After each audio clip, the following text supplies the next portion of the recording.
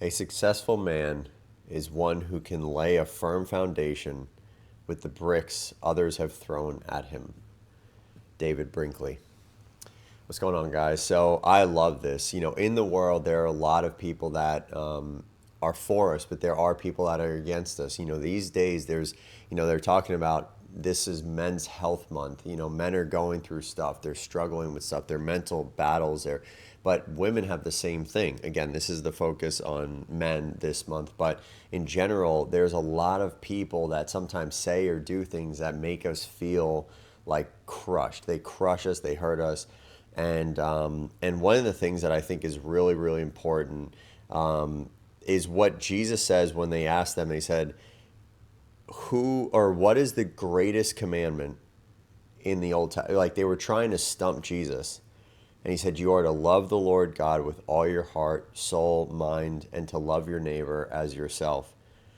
Guys, first off, I just want to go about this with saying, how do we take a brick thrown at us and build a foundation? Well, first off, I think it's knowing who you are in God, in Christ, and then the second is to realize how to love that person back. So one of the things I've been finding more and more and realizing is that when I had been mean to people, or sadly, I think a couple times I might have bullied somebody in my childhood, but it was out of my own insecurities, which we didn't know that as kids. We just were acting, right? But people these days, they still do it. They're grown adults and they still do it. And that's one of the hardest things. So what happens when somebody throws something on us? Well, we can take it and we can use it to build that firm foundation. People will throw bricks. It's just what it is, right? You go through situations, you deal with people, you meet people. But criticism, rejection, and betrayal, it's just part of the journey. It's one of the hardest things, right? When you try to move forward in life, when you try to grow, when you try to move up a ladder in work, sometimes you're trying to get married or pursue a relationship or you have kids, and you face rejection. Maybe you don't get the job. You break up with somebody, or they don't want to date you, or they don't want to date you anymore, or your kids, choose their friends over their parents, which I think eventually just becomes a thing. And it's just the reality, guys. It's not always fun, but it is the reality of life. How do we take that and apply it in the most critical way, in the most, not critical, sorry, in the most, in the smartest and wisest way? Like I said, I think the first is really receiving the foundation. If we know that people are going to send things at us, I don't know why I'm doing this. If they're going to throw bricks at us, right? I'm not saying that, like, I'm not trying to look at all the negative, but I was listening to this thing today, how in the Bible God talks about our spiritual warfare and how we have the defense and the offense, right? The offense, I think the only offense is like the sword of the Spirit, but all the defense, because there is a battle going on. The reality, guys, is people will throw bricks. So how do we use it? Well, when we know that we have identity in God, we don't have to receive what they throw at us as identifying factors. We don't have to be defined by the bricks that they throw. Even Jesus was misunderstood and opposed. If you don't know the story, go read it.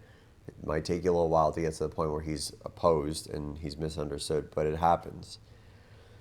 Don't be surprised when resistance shows up. The reality, guys, is we are in a competitive world. Sometimes we sit there and we think, oh my gosh, like, why did this happen to me? Like, I didn't get a job, I didn't get the promotion. It's like, it's a competitive world, first of all. We have to stop living in this mindset of like, we're owed everything. You just deserve things because you've been at a place. Yeah, we would think that would be a case of seniority, but sometimes things just happen, or some people have a change of heart. But even Jesus was misunderstood and opposed. What I love, though, about Jesus, and of course we want to emulate him, we want to reflect him, is he stayed focused on the goal. The goal was to reveal the kingdom of God, the love of God, the forgiveness, the mercy, the grace of God, to bring healing. He stayed focused on that. I think what he realized, which was really cool, is, the people in Jesus' time that were coming at him, that were throwing the bricks. It was, as we've talked about, it was the high priest, the Pharisees, all the people that were throwing things at him. They were trying to bring him down. They were trying to get him caught in a lie or claiming he's not who he was.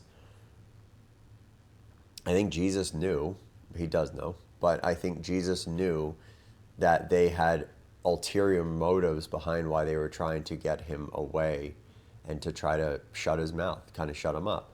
Because what Jesus was doing was he was basically saying, hey, you're not the value you think you are. Not in a negative way, but they put themselves in a high pious level as a religious leader. Like we see that sometimes in churches. Like people are just like, oh, there's like, they have all this stuff and they're like hidden from everybody else. And it's like, that's God's going to humble you. Get ready for it. But that's not how we're supposed to be. But yet Jesus was basically was taking away their position, and they were afraid of it. And I think Jesus knew that they were insecure. They knew that they were wrong, some of them. But he kept moving forward. So don't be surprised, guys, because people will throw bricks. Jesus was the most loving person. Think about if you don't believe in Jesus, but he was the most loving person. Look at Gandhi. Look at Martin Luther. You had all these people. Martin Luther, I know he's got a lot of hidden skeletons, but Gandhi, I don't think he did, or maybe he did. I don't know. But like, let's just go back to Jesus. Jesus loved unconditionally. He loved with everything, and they killed him. So people will throw bricks. A successful man or woman is one who can lay a firm foundation with the bricks that others have thrown at him. How can we turn opposition into opportunity? So, of course, if you're anything like me, when someone opposes you or throws something at you, physically, verbally, you want to attack back. You want to respond, you want to go back. But we go back to yesterday's video where we talk about be slow to speak, slow to anger, quick to listen. I believe, and I didn't say this yesterday, that when the quick to listen is not necessarily to them, it's to the Holy Spirit. What is God wanting me to do in this situation? Turn opposition into opportunity, guys.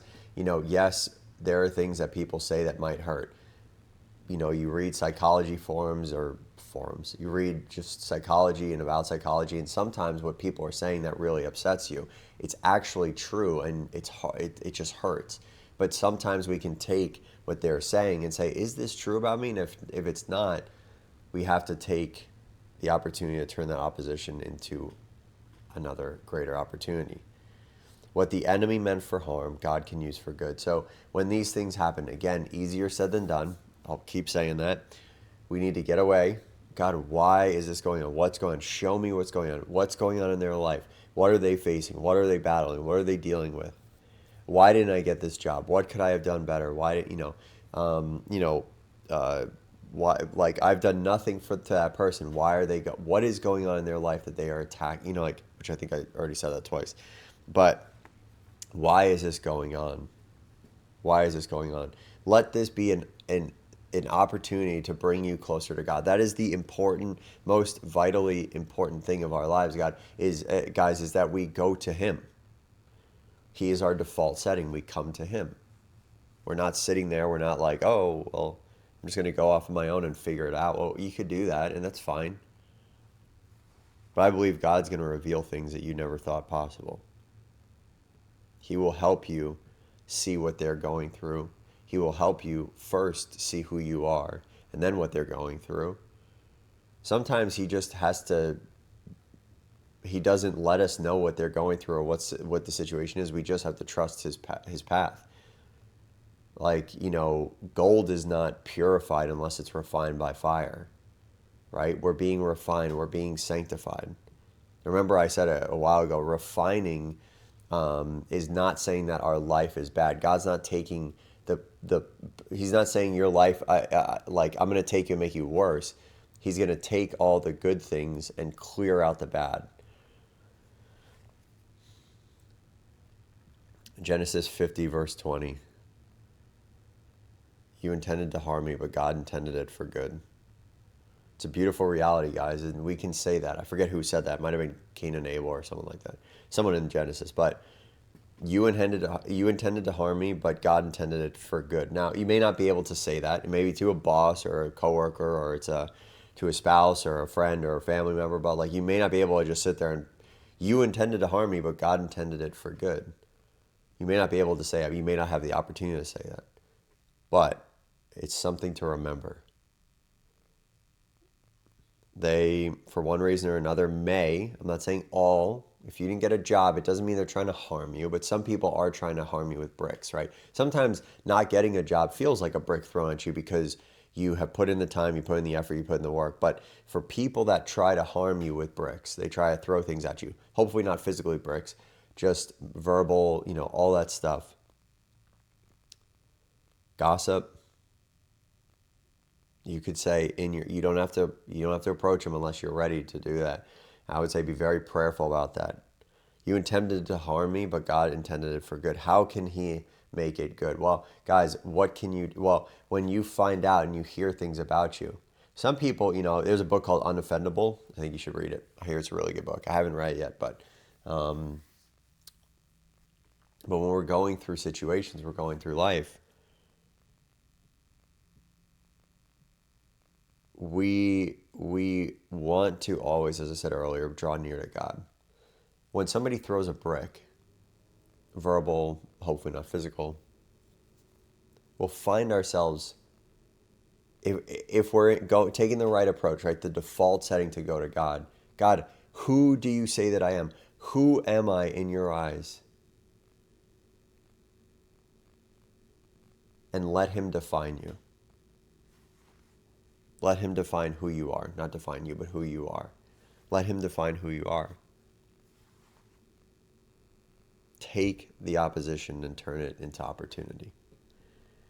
A successful man is one who can lay a firm foundation with the bricks others have thrown at him. Use the pain to build something stronger.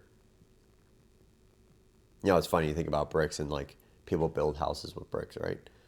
What can you build out of the bricks that have been thrown your way?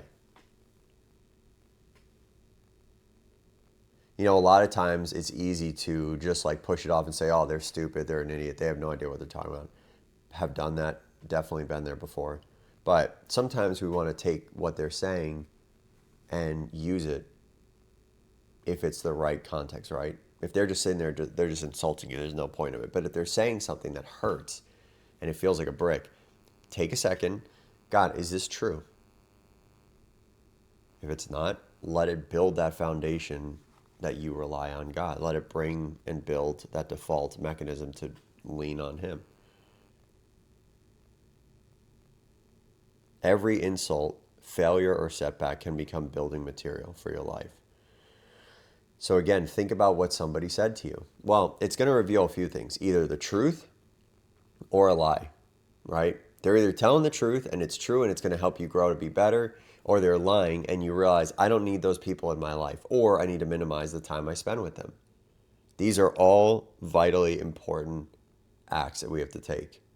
Because if it's true, and sometimes that really hurts, right? Bricks hurt, right? But they could be used for the benefit, right? Obviously not to hit you, but to build other things. So if it's true, it might be them revealing something to you that is uncomfortable to hear, but they're just speaking the truth, right? Some people are doing it out of their own insecurities, but you can receive it.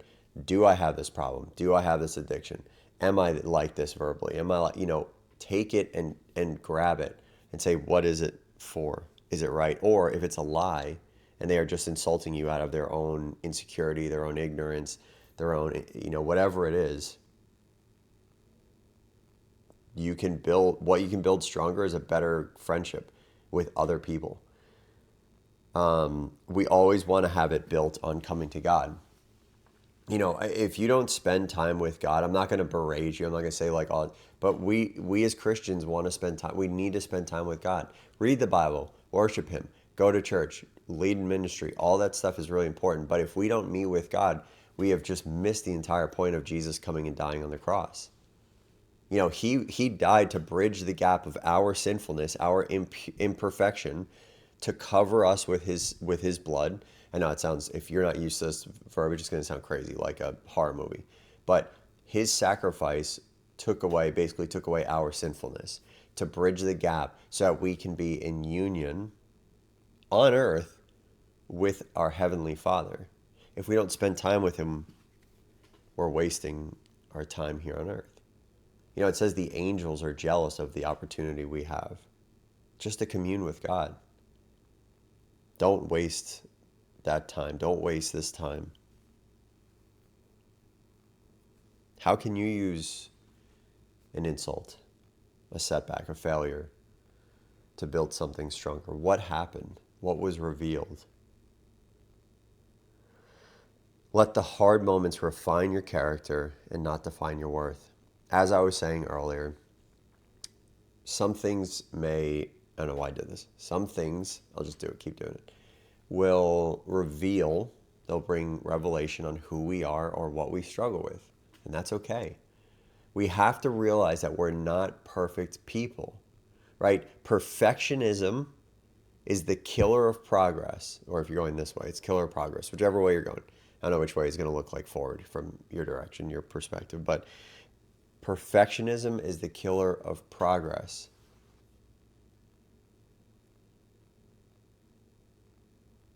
We need to be refined through the things that people have thrown at us.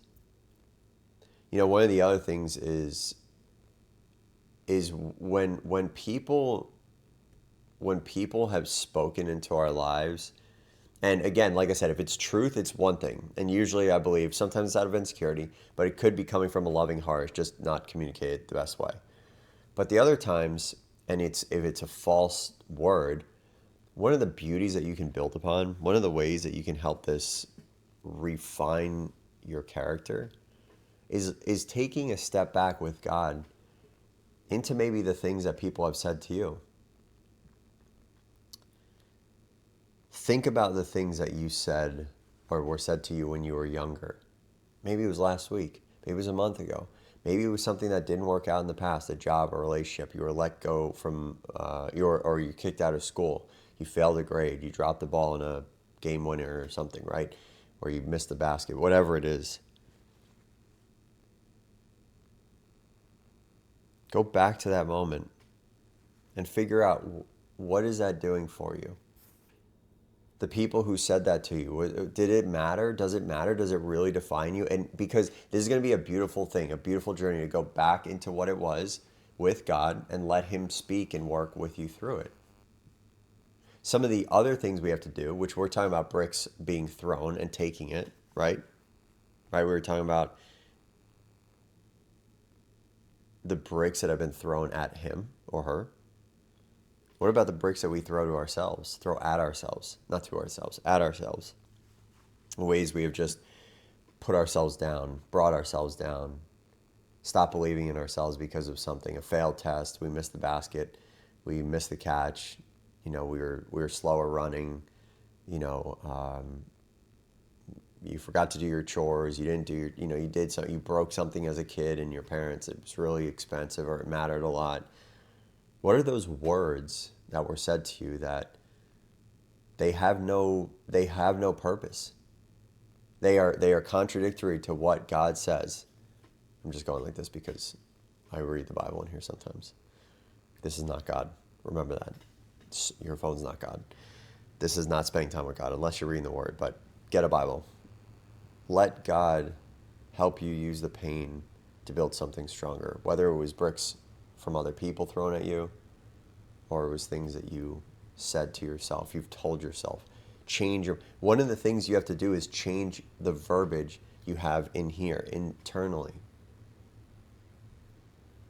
Use that pain to build something stronger. A successful man is one who can lay a firm foundation with the bricks others have thrown at him.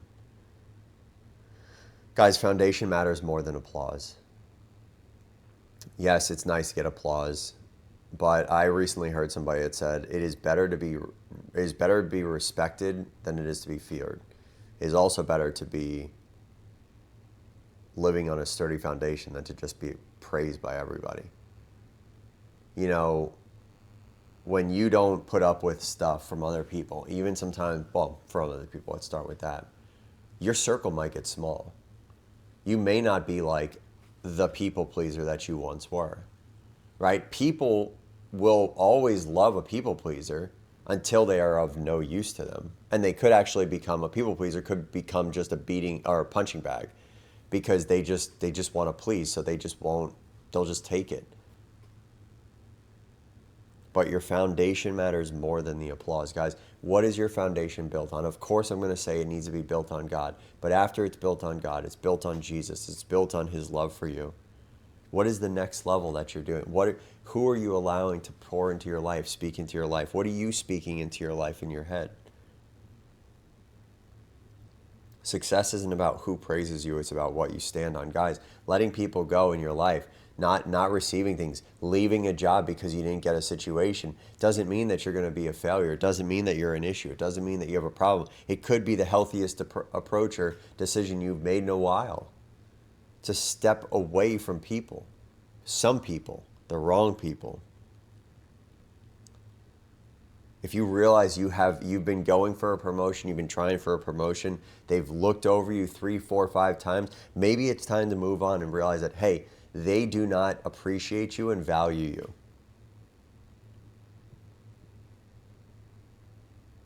What is your foundation?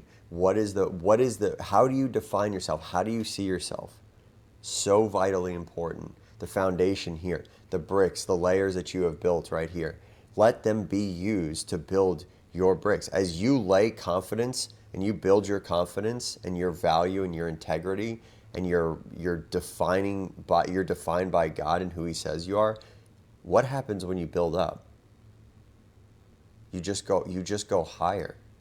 Now, I'm not saying that in an egotistical, prideful way to get you to be, big-headed and stuff.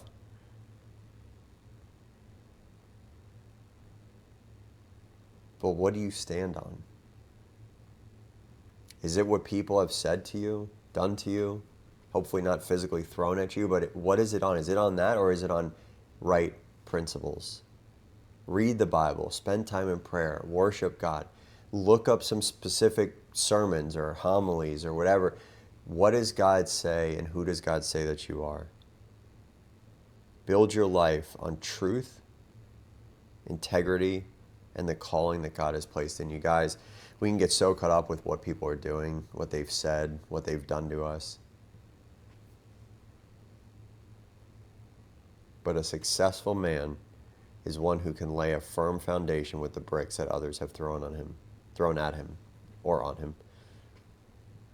Build your life on the truth of the Bible, integrity. Be a man or woman of your word. Stick to your guns. Stay holy, set apart for God, and build your life on the calling that God has placed on you. No matter what they say, God knows your heart. If your heart is bad, he'll help you work through it. He's not going to throw you out. Lastly, you can ask God for the blueprint.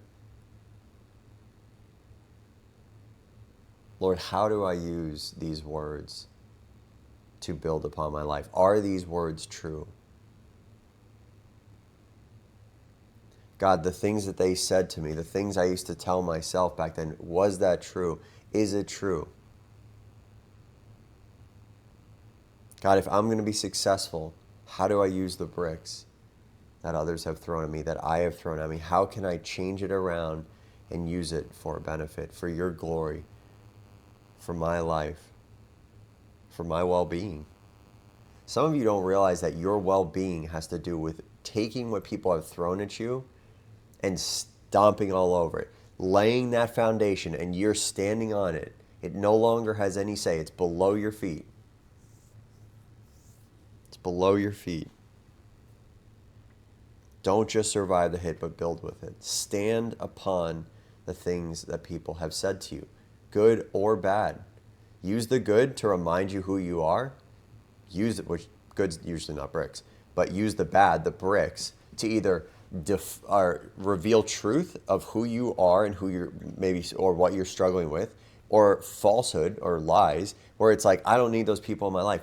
Build a foundation on that. You will have more confidence. You will have a greater friend group. You will have better relationships, and you will have a greater relationship with God because you know that He is with you, He is for you, and He has not forgotten you. He's walking with you through it. Jesus says, blessed are the brokenhearted. Maybe you feel brokenhearted. You feel hurt by those people. He says, Jesus says, blessed are the brokenhearted, for they will be comforted. Guys, that's a good word. Maybe you're brokenhearted. Pray, Lord, show me how to use what was meant to break me to build what glorifies you. Guys, as I said, in this world, Jesus says, Jesus says, in this world you will have troubles, but take heart, for I have overcome the world. Guys, what does he say about you? What does God in his Bible say about you? What does God in his prayer, in your prayer with him, when you're alone with him, you're not with anybody, what does he say with you? If you don't spend time in prayer, I would encourage you, a way to start, if you commute to work, you're driving to work, you're driving to the grocery store, turn off the music. Actually, it would be turn it up, turn it down, turn it off, turn off your phone, and just talk with him. Imagine him sitting in the seat next to you. I'm a visual guy, so that's how I do it.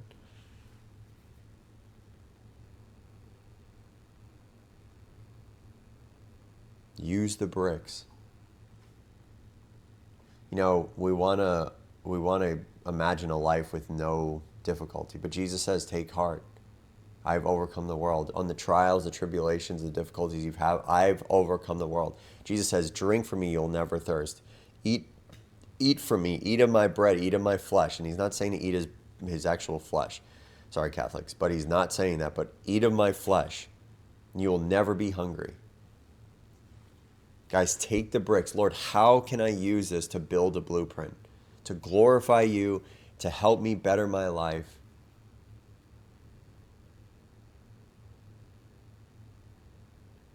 Just because bricks are thrown at you, remember, it's not God. God is not the thrower of bricks, the constructor of these bricks. And bricks are negative things, guys. They're not good things, right? Sometimes they're truth, and the truth hurts, but they come on pretty strong, right?